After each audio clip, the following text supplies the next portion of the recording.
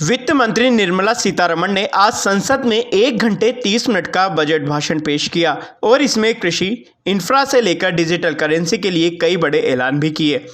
वित्त मंत्री निर्मला सीतारमण ने कहा कि 80 लाख सस्ते घरों को देने की योजना के लिए 48,000 करोड़ रुपए का एलोकेशन किया गया है और इसका बड़ा फायदा गांवों और सब अर्बन इलाकों में देखने को मिलेगा।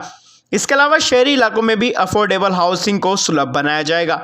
प्रधानमंत्री आवास योजना के तहत इसका फायदा जरूरतमंद लोगों को मिलेगा। वित्त मंत्री निर्मला सीतारमण ने अपने बजट भाषण में आगे कहा कि प्रधानमंत्री मोदी द्वारा स्पष्ट दिशा निर्देश है कि आम लोगों पर टैक्स का बोझ ना बढ़ाया जाए। लिहाजा कठिन आर्थिक परिस्थितियों के बावजूद सरकार ने 2 साल में इनकम टैक्स नहीं बढ़ाया। यह मोदी सरकार के दूसरे कार्यकाल का चौथा बजट है। आम बजट में आयकर दरों में कोई बदलाव नहीं किया गया। इससे आम आदमी, खासकर मिडिल क्लास की उम्मीदें चकनाचूर हो गई। हालांकि कॉर्पोरेट कर में राहत दी गई है। साथ ही क्रिप्टो करेंसी में कमाई पर 30% टैक्स लगाने का प्रावधान इसमें दिया गया है। वित्त मंत्री ने कहा कि बजट में अगले 25 सालों की बुनियाद रखी गई है। सीतारमण ने अपने बजट भाषण में आगे कहा कि कॉर्पोरेट टैक्स को 18% से घटाकर 15% करने का ऐलान किया। लॉन्ग टर्म कैपिटल गेन पर 15% टैक्स लगाया जाएगा। क्रिप्टो करेंसी के आय पर अब 30% टैक्स लगेगा, जबकि हर तरह के कैपिटल गेन पर अब 15% टैक्स चुकाना पड़ेगा। वर्चुअल एसेट भुगतान पर 1% टीडीएस का प्रस्ताव किया गया है। सीतारमण ने कहा कि करदाताओं को 2 साल में अपने रिटर्न को अपडेट करने की अनुमति दी गई है। राज्य सरकार के कर्मचारियों को नेशनल पेंशन स्कीम में योगदान पर 14% टैक्स का छूट देने का फैसला भी किया गया है। वित्त मंत्री ने आगे कहा कि अगले 3 साल के दौरान 400 नई वंदे भारत ट्रेनें शुरू की जाएगी। मेक इन इंडिया के तहत 60 लाख रोजगार दिए जाएंगे। ई पासपोर्ट, 5G मोबाइल सर्विस के रोल आउट के लिए नीलामी भी की जाएगी।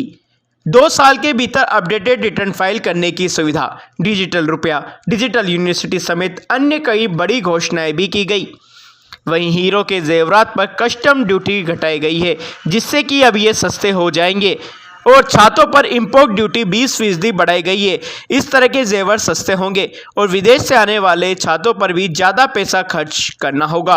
अगर बात करें बजट में सस्ते होने की, तो आइए आपको बताते हैं बजट में क्या कुछ सस्ता हुआ है और क्या कुछ महंगा हुआ है। महंगे सामान की बात करें तो विदेश से आने वाली मशीनरी सस्ती होगी, खेती के उपकरण सस्ते होंगे, कपड़े और चमड़े का सामान सस्ता होगा। केंद्रीय वित्त मंत्री निर्मला सीतारमण ने बजट में ऐलान करते हुए कहा कि आर्टिफिशियल गहने महंगे होंगे। इसके अलावा कैपिटल गुड्स और विदेशी छाते महंगे होंगे। वित्त मंत्री सीतारमण ने आगे कहा कि minimum government and maximum governance के प्रति सरकार प्रतिबद्ध है। 1486 यूनियन कानूनों के निरस्त होने के साथ ease of doing business 2.0 launch किया जाएगा। हम विश्वास आधारित सरकार के विचार की पालना करेंगे। वित्त मंत्री निर्मला सीतारमण ने आगे कहा कि 2030 तक सौर क्षमता के 280 गीगावाट के लक्ष्य को प्राप्त करने के लिए 19,500 करोड़ रुपए का अतिरिक्त आवंटन किया गया है।